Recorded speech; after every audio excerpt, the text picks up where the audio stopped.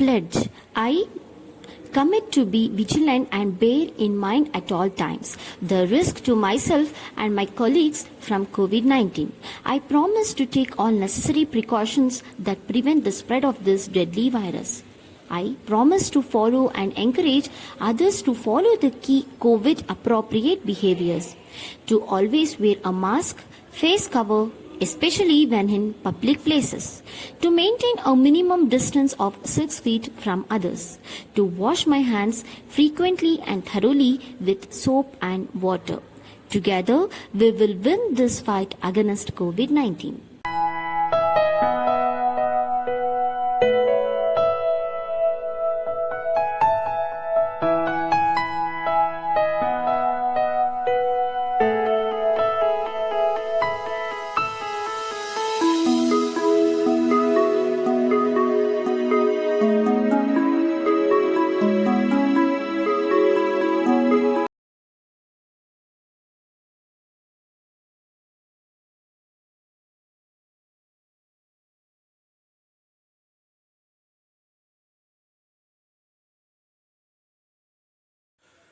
Good morning, students. As you all know, we are talking about the lesson that is rise of British power in Bengal. Already we talked in the previous class about English East India Company, French East India Company. Then we slowly get into the reason behind the capture of Bengal. What was the reason? What made British people to capture this Bengal province or to bring Bengal under their control? That is the reasons also we have seen. And to capture Bengal, the two historical battles took place. That is Battle of Plassey, 1757. So last class we talked, which was fought by the Siraj-ud-Dowla and British. And finally, Siraj-ud-Dowla was captured, and Mir Jafar, the commander-in-chief of this Siraj Nawab's army, became the Nawab of Bengal. So this is the thing which we had discussed. And the second historical battle, or the last historical battle of British, that was Battle of Boxer, which took place in 1764. So under this also we are going to talk first the reasons, then the battle importance, then under that one of the most important thing, that is Treaty of Allahabad in 1765. Okay, so let us see one by one. So before getting into the battle and importance and the Treaty of Allahabad, so let us know something about some reasons behind the start of this Battle of Boxer in 1764. So it is being said that after making Mir Jafar as a Nawab of Bengal, and as you all know, Mir Jafar was referred as a puppet ruler in the hands of British. So when we call Mir Jafar as a puppet ruler under the control of British, then obviously we can say he is a weak ruler. Okay, weak ruler, first thing you can say. Since he is a weak ruler, that is the reason he is a puppet. Okay, that is very sure. And at the same time, he had no responsibility of ruling Bengal, because entire the Bengal was controlled by British under the puppet ruler. So that is the reason no responsibility the Mir Jafar was having. So that is the reason. So what happened? The British people easily made the drain of wealth from Bengal. Whatever the wealth that is being drained by in Bengal, that Mir Jafar could not regain it. Okay, he could not regain it.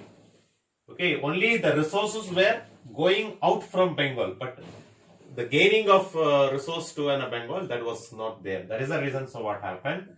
Mir Jafar failed to meet the demands of British. One fine day, the Mir Jafar failed to meet the demands. Whatever the British asked, he started to give. But one fine day, the demands of the British, which was asked to Mir Jafar, he failed to fulfill their demands. So immediately British thought that let us remove Mir Jafar from his kingship and let us make a new Nawab to Bengal. So such situations, so when they were thinking, So they came across a person who is called as Mir Qasim. Okay, so Mir Qasim, who was made as a new Nawab of Bengal in 1760. Who is this Mir Qasim? If you see, he is a son-in-law of Mir Jafar. Okay, the son-in-law of Mir Jafar, that was Mir Qasim, who became a Nawab of Bengal in 1760, which was made by a British. Okay, now let us see the Mir Qasim. Okay, whether the Mir Qasim is as like his, father-in-law, that is Mir Jafar. If you see, Mir Qasim was a very efficient ruler. He is efficient ruler, capable and efficient ruler, and worth to be a king. So that is the reason. So what he did, slowly he started to improve the finance position and the army with a modernized weapon, where he started to give training to his soldiers or the troops from Europeans. From Europeans, he started to train the soldiers with a modernized weapon, and financial position of Bengal, slowly by slowly, he started to improve. Okay, so when he was improving, so one fine day, he came across a problem which was taking place in India. What was the problem? Means the employees of company misused the trade privileges. Actually, only the British East India Company or company can have an duty-free trade in India. Remaining private owners, they should pay private traders, they have to pay tax, then only they should pay revenue. But here, when British became control over Bengal, all the private merchants also, they stopped paying revenue to the government. So that made the misuse of the trade privileges. Okay, so he felt the local merchants of Indians. Okay, he felt that it is unfair to local merchants of an Indians who has to pay a tax to a king. Only why being in India, the Indian merchants, they are paying a tax to a king, but the British people, the British merchant, the private merchant, they are not paying a tax. Then why a local merchant should pay a tax to a king? So Mir Jafar decided, and he said he abolished all duty on internal trade in India. Okay, there is nobody or no one else can pay a tax and can have a trade in India. Okay, so that made the British furious. Furious is anger, because they felt that there should be a separate discrimination. They should not have an equal treat between the Indians as well as so the British people made battle against Mir Qasim.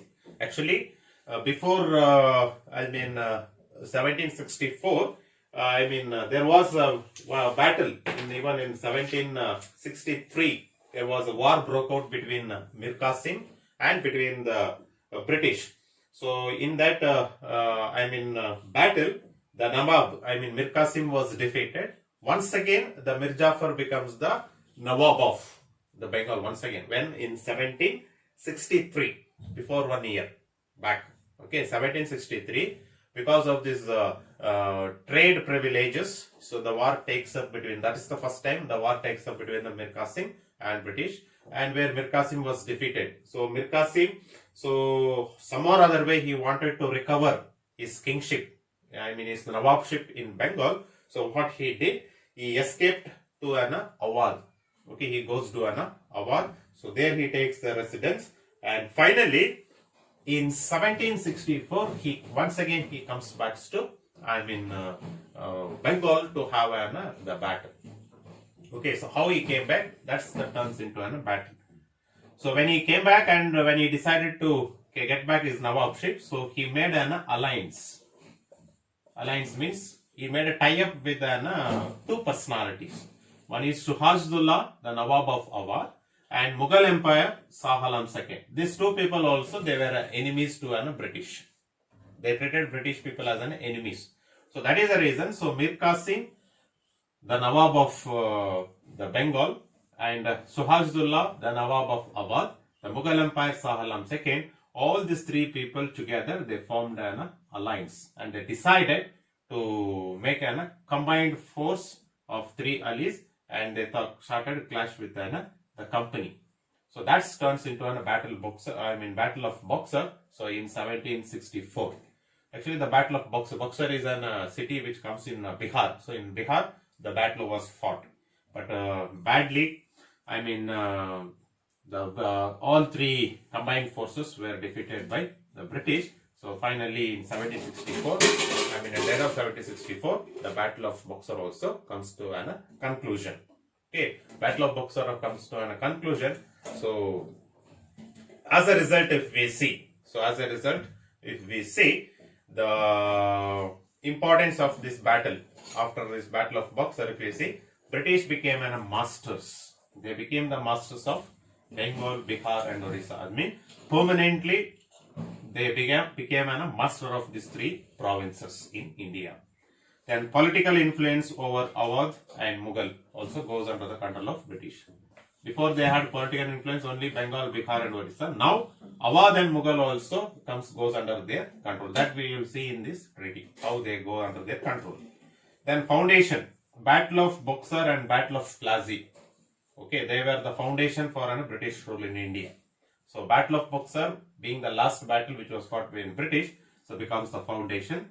And 1764 onwards, the British permanently started to rule India, or political domination over India. And the very important thing is Robert Clive.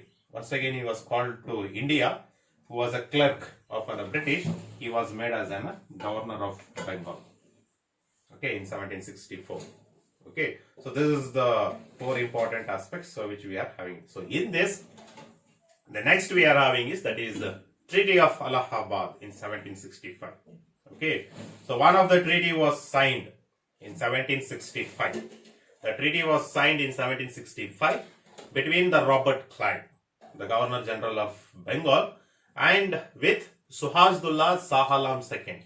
Why with Suhasdullah Shah Alam II? Means since they helped Mir Qasim in the Battle of Boxer by having a combined force, even they were charged with a sum of treaty. They have to pay. Okay, they were also blamed for the war.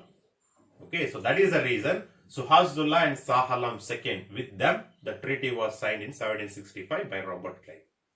If you see the treaty, Suhasdullah, so what he has to do, since he joined with Mir Qasim to fight against British, so Mir Qasim has to, Kora and Allahabad, these two places, okay, they have to give to the British people, okay, company. And Nawab of Awadh had to pay a war compensation of 50 lakh rupees to a company, since they helped Mir Qasim, war compensation for the damages. Then British agreed to defend the Nawab of Awadh. So Awadh goes under the control. I said here, political influence. Whenever the enemies attacks Nawab of Bengal, Awadh, so British will be acting as a defend. That means protector to Awadh. That is the thing. Then Awadh became a buffer state. Okay, Awadh became a buffer state between British as well as to the Marathas. Okay, buffer state means a place which is shared between two groups. Okay, where they have to pay the revenue to two different groups. Okay, that is Awadh become a buffer state. That is one of the thing which we are having, where Suhasdullah has to do it. Shah Alam II, what he has to do, since he helped Mir Qasim, if you see, Kora and Allahabad, which was taken from Suhasdullah, that was given to Shah Alam II. At the same time, he was given an annual pension of 26 lakh rupees was given to him. Okay, annual like a pension or total amount. In return, since this was done to Shah Alam II, in return what he has to do, if you see, in return Shah Alam II has to grant the company Diwani rights. Okay, Diwan rights he has to grant. Then a right to collect a revenue. Then judge the civil cases. Where? In Bengal, Bihar and Orissa provinces. This permission he has to grant, because he was Shah Alam II was at the time the ruler of India, Mughal emperor he was. So that is the reason. So he right was given and he was granted all the provisions were given, and the company rule over the Bengal was called as legal. Nobody can now question the British. So that also one thing was made under this. Okay, so this is the one of the aspect or one of the concepts so which we are having in Treaty of Allahabad. So that's how Battle of Plassey and Battle of Boxer so made the British to start their role in India in 1764 or 1765 onwards. After this all many Nawabs came to Bengal and all these things there, but they are all the puppet in the hands of one British. Finally in 1765, okay, English East India Company by signing a treaty of Allahabad, so they become the real ruler in Bengal from 1765 as well as in India we are having it. So that's about the Battle of Plassey and Battle of Boxer which we are having it. Then after 1765, one policy was introduced by a British. So that was a dual government policy in Bengal. So that's one concept so which we are having it. So we will go with the next class. Thank you.